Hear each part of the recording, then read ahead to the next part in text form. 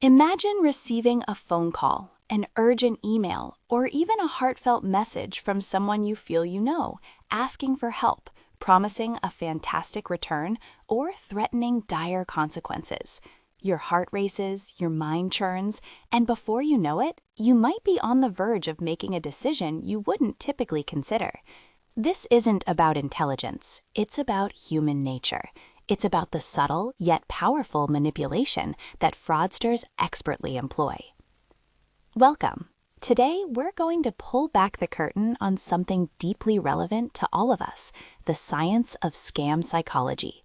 It's a field that explores the sophisticated tactics criminals use to exploit our inherent human vulnerabilities, bypassing our rational thought processes.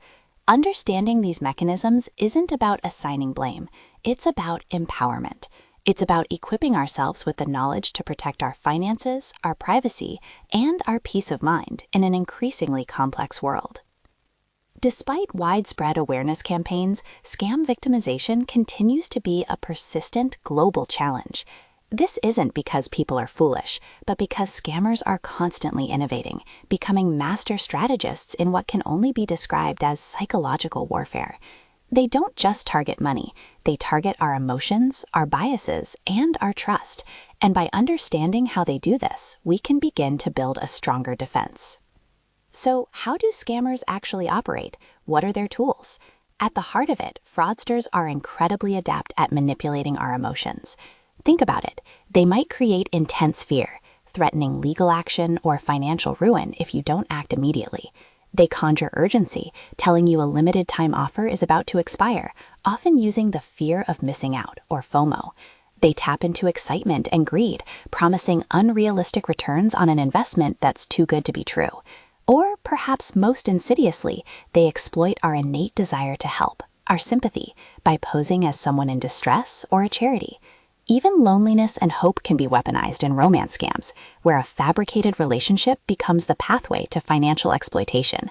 When these powerful emotions take over, our logical decision-making can be completely overshadowed. Beyond emotions, scammers are also masters at exploiting our cognitive biases, those systematic errors in thinking that all humans are prone to. Let's look at a few common ones. First, there's the authority bias. We're naturally inclined to comply with perceived authority figures. Scammers know this, which is why they often impersonate government officials, bank representatives, or even law enforcement. They'll use official-sounding language, fake badges, or credible-looking emails to make you believe they hold power over you, compelling you to act without questioning. Then there's the optimism bias, sometimes called the illusion of invulnerability. This is the subconscious belief that bad things are more likely to happen to other people, not to us. Scammers bank on this. They want you to think, I'm too smart to fall for that, making you less cautious and more susceptible. The confirmation bias is another powerful tool. If you already hold a certain belief, say that you're due a tax refund, or that investing in a particular cryptocurrency is the next big thing, a scammer will reinforce that belief. They'll feed you information that aligns with what you want to believe, making you less likely to critically evaluate their claims. Scammers also use the principle of reciprocity. Ever received a small gift or a bit of free information only to feel obligated to reciprocate? Fraudsters might offer something seemingly harmless, a small win or a piece of advice, to establish a sense of obligation, making it harder for you to say no when the real ask comes. The commitment and consistency bias explains why it's so hard to back out once we've made an initial commitment. Scammers often start with a small, innocuous request, perhaps just your email or a minor piece of information. Once you've committed to that small step, they gradually escalate their demands, leveraging your desire to appear consistent with your previous actions. And of course, scarcity. Whether it's a limited time offer, only 2 spots left, or a once-in-a-lifetime opportunity, creating an artificial sense of limited availability pushes us to make hasty decisions without proper deliberation. Finally, there's the liking and similarity bias, incredibly prevalent in romance and investment scams. Scammers invest enormous time and effort building rapport, mimicking your interests, and creating a deep emotional connection. This social engineering, often seen in pig butchering schemes, where victims are fattened up emotionally before being financially slaughtered, makes it incredibly difficult to see through the deception, because we naturally trust those we like and feel similar to. They might also leverage the halo effect, presenting a polished, professional-looking website or persona to create an overall positive impression, masking their fraudulent intentions. Fraudsters don't just randomly target, they conduct targeted manipulation. They look for vulnerabilities, older adults who might be socially isolated, individuals experiencing financial distress or a major life event like divorce or the loss of a loved one, or even those simply experiencing stress or fatigue. They understand that a person's cognitive defenses can be weakened during such times, making them more susceptible. It's also worth noting the scammer's mindset. Often they dehumanize their victims. By labeling them as naive or greedy, or by minimizing the perceived harm, they create a psychological distance that allows them to justify their actions and continue their exploitative behavior. So, how do we protect ourselves against such sophisticated tactics? It starts with self-protection strategies rooted in understanding these psychological vulnerabilities. The first crucial step is emotional regulation and critical thinking. When you feel a strong emotion, fear, excitement, urgency, pause, take a deep breath. Recognize that this feeling might be a red flag. Cultivate a healthy skepticism. Ask yourself, is this situation trying to rush me? Is it appealing strongly to my emotions? Next, always practice verification and information seeking. Never take unsolicited contact at face value. Independently verify the identity of the communicator using official, publicly available contact information, not numbers or links they provide. Talk to a trusted third party, a family member, a friend, or an expert.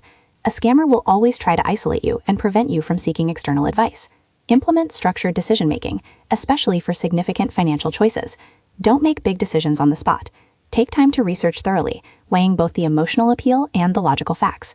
A legitimate opportunity will always allow you time to think. Awareness and information hygiene are also vital. Stay informed about the latest scam tactics.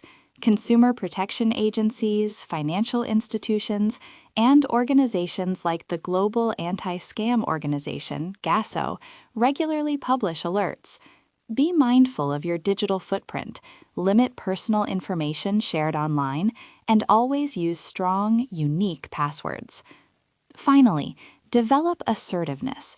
It's okay to firmly say no. It's okay to hang up the phone or block a suspicious sender. Disengage from any conversation that exerts pressure or progresses too quickly. Remember, you are in control of your boundaries. This field of scam psychology is actively studied by brilliant academic researchers like Dan Ariely and professionals from consumer protection groups, law enforcement, and even technology companies like Google. They're all working to unravel these complex layers of manipulation and build more effective defenses. But the conversation isn't without its complexities. There's an ongoing debate about victim blaming versus systemic responsibility. Should the individual bear the primary burden, or do industries and governments need to do more to prevent scams and provide redress? It's a crucial question, reminding us that while personal vigilance is vital, there's also a need for stronger protective systems. We also grapple with the optimism bias. How do we warn people effectively without inducing excessive fear while countering the belief that it won't happen to me? Looking ahead, the future of combating scam psychology requires a multifaceted approach. We need more psychologically informed prevention strategies that go beyond generic warnings, addressing specific cognitive and emotional vulnerabilities. We also need greater systemic responsibility from industries and governments, ensuring fairer reimbursement schemes and robust support for victims, especially those who fall prey repeatedly due to heightened stress and emotional vulnerability. Ultimately, understanding the science of scam psychology is about recognizing that none of us are immune. It's not a flaw in our intelligence to be targeted, but rather a testament to the sophistication of the manipulators. By recognizing the tactics they use to cloud our judgment and exploit our human nature, we can strengthen our personal shields, make more informed decisions, and protect ourselves and our loved ones from falling victim. Stay informed, stay critical, and trust your instincts, especially when something feels just a little too urgent, too good to be true, or too emotionally demanding.